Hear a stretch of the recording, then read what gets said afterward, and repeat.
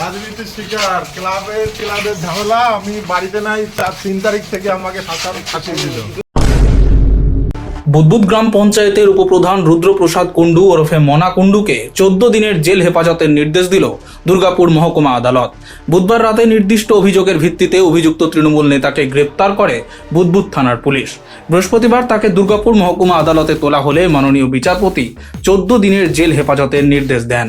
অন্যদিকে নিজের বিরুদ্ধে ওঠা অভিযোগ অস্বীকার করে রুদ্রপ্রসাদ কুণ্ডুর দাবি তিনি রাজনৈতিক চক্রান্তের শিকার। জানা গিয়েছে, তৃণমূল আমলে বিভিন্ন সন্ত্রাসমূলক কর্মকাণ্ডের অভিযোগে একাধিকবার বিতর্কে জড়িয়েছিলেন বুদবুদ গ্রাম পঞ্চায়েতের উপপ্রধান মনা কুণ্ডু। তাকে ঘিরে অতীতেও অস্বস্তিতে পড়তে হয়েছে তৃণমূল নেতৃত্বকে। রাজ্যে রাজনৈতিক পালাবদলের পর ফের নির্দিষ্ট অভিযোগের ভিত্তিতে তাকে গ্রেপ্তার করল বুদবুদ থানার পুলিশ। রাজনীতির শিকার ক্লাবের ঝামেলা। আমি বাড়িতে নাই, 3 তারিখ থেকে আমাকে ফাঁসিয়ে দিল।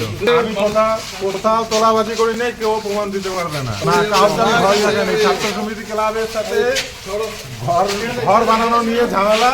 আমি 3 তারিখ থেকে কাউন্টিং যাওয়ার পর থেকে আর বাড়িতে আসি নাই। ওদের সাথে আমাকে শুধু ফাঁসিয়ে দিয়ে 3 তারিখ থেকে বাড়িতে ছিলাম না। আমি 12 তারিখে বাড়িতে এসেছি। কোনো অভিযোগ আমার নামে প্রমাণ হয়েছে? কোনো অভিযোগ প্রমাণ করতে পেরেছে? আমাকে bureau report, street voice digital.